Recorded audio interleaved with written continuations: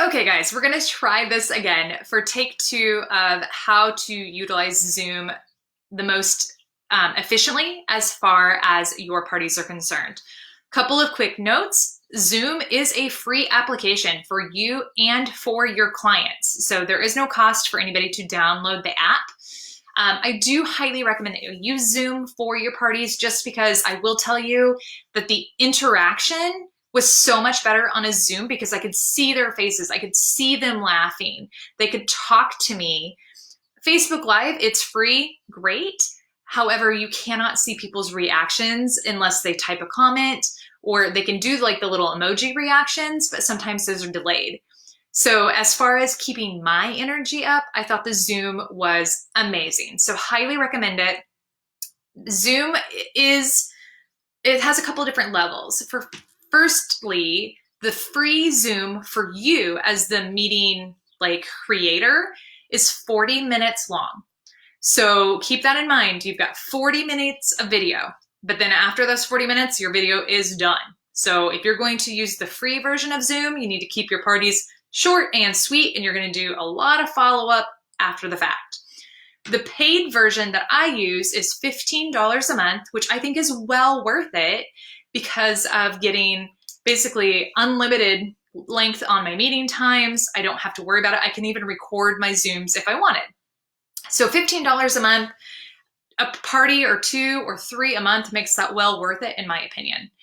So they have, however, put some security features into Zoom starting, I think, yesterday that now are making passwords basically mandatory unless people use the link to join your meetings.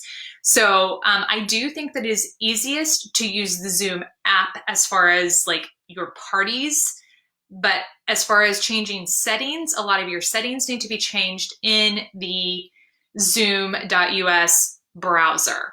So you can see that I have my account pulled up here with my personal meeting and ID and all of that.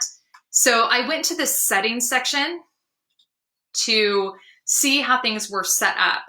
And I scrolled down, and of course you can have it here where you automatically use your PMI when you are setting a meeting up. I have mine set to do that. Now, if you scroll down here, you're going to see that some of these are locked by admin. That means Zoom has locked them. I didn't lock those. Zoom has locked them. So currently they are requiring a password for meetings. So right here, if you see this area, this says that you have to require a password for even using your PMI. Now, earlier when I logged on here, this right here was a random number that Zoom had probably generated. I was able to click on my little pencil, make this a generic password that I can share with my people, and I will remember it regardless of whose Zoom party it is. So, but notice all of these here are locked. So this is not something that is changing right now. It might change down the line, but right now you have to have passwords. Also, if you look at this section here, you want to make sure that is on, because as long as they have the meeting link, they don't need to actually type in this password, okay? Now, as far as scheduling the actual Zoom itself, to do that in your Zoom app, you just hit schedule, you select your date and time for your meeting. Now mine, I again have it set up where it automatically uses my PMI for each meeting that I'm going to do. The nice thing is that this should make my link the same for each hostess. Fingers crossed, I'll let you know in practice if that actually works. But it should be that I'm able to share the same link all of the time versus having random meeting IDs that all have different links for my hostesses. But you see, so it's got my personal meeting ID there. The password is already in. I cannot change that. And then of course you can change your various options if you want your video on and that kind of thing. You choose that. You can name this whatever. I name it with my hostess so I know whose it is. You hit schedule, boom, right? And mine pops up to add it to my calendar. I just ignore that. If you want to go in and change anything, you can click on those little dots. You can edit it here. When you edit it, it brings up that same screen I just had up with the password and all of that. You can copy the invitation. What that does is it copies the invitation text to like your clipboard so that you can then paste it somewhere else. Within that invitation, it will have, it basically, well here, I'll bring it up. I'll bring up the notes for you guys.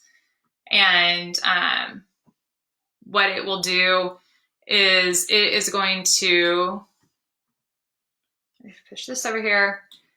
You guys just ignore all that stuff that it's showing.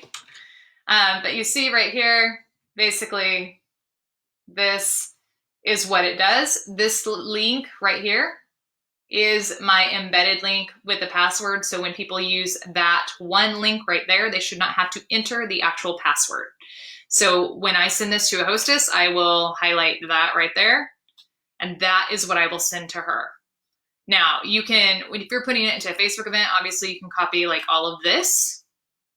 People can call in. That's what all of this is down here. People for calling into the Zoom versus video Zooming.